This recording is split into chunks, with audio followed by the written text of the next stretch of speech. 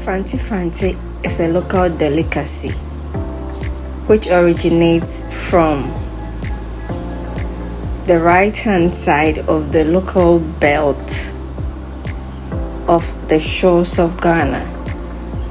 And we have two main regions there. We have the western region and the central region.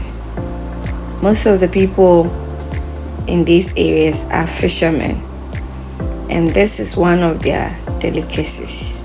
We call it Fante Fante. But the Ashantis have bought into this idea and they call theirs intiti. Okay, so the best way you can have your Fante Fante is to choose a type of fish that has less bones.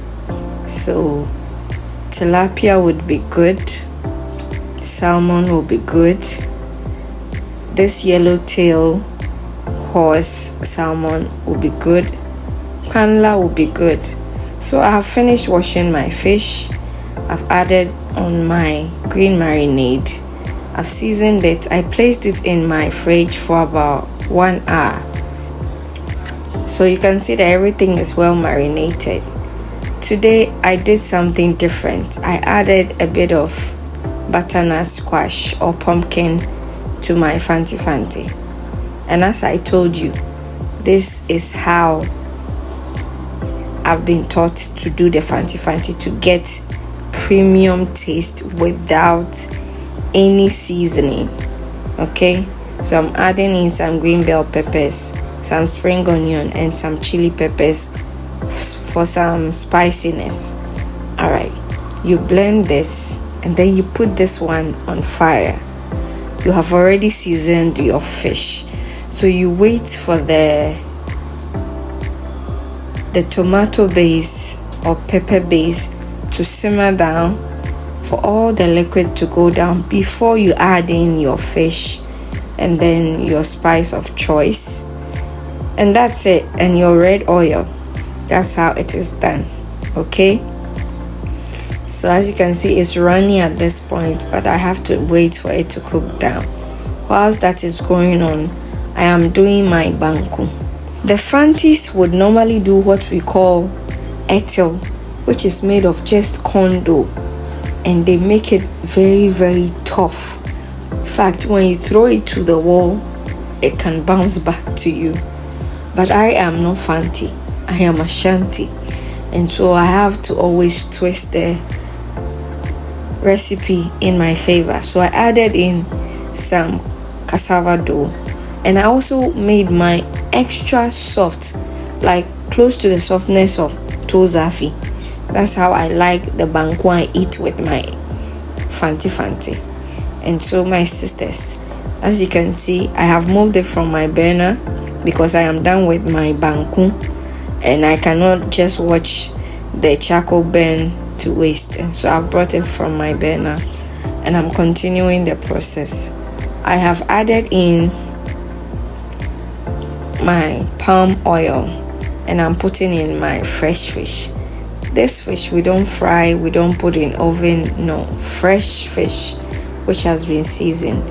You put into your tomato and pepper base which has cooked down to a certain degree, and even the seasoning that was on the fish, I poured it back into the stew because I cannot let all that goodness go to waste. Yes, and I've added in a bit more of salt so that our stew will be tasty.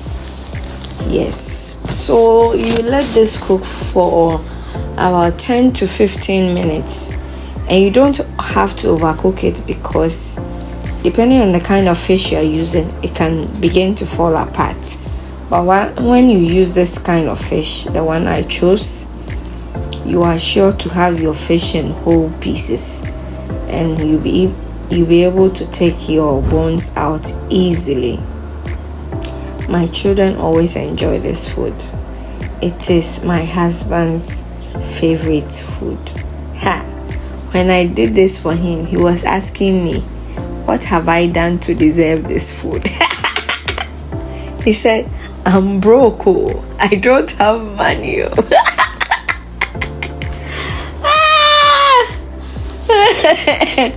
Hey, now wow for my husband. So at this point, our stew is almost ready. I've added in my onions and some pepper. For those who want some extra spiciness, they are going to crush it into their stew. Yes, and now our banku or etel is ready to go with it. Now let me tell you, the Fante Fante stew can also be paired with rice, with yam, with eba. So get creative and do something exciting. I hope you enjoyed today's episode. Take good care of yourselves. Love you all. Bye.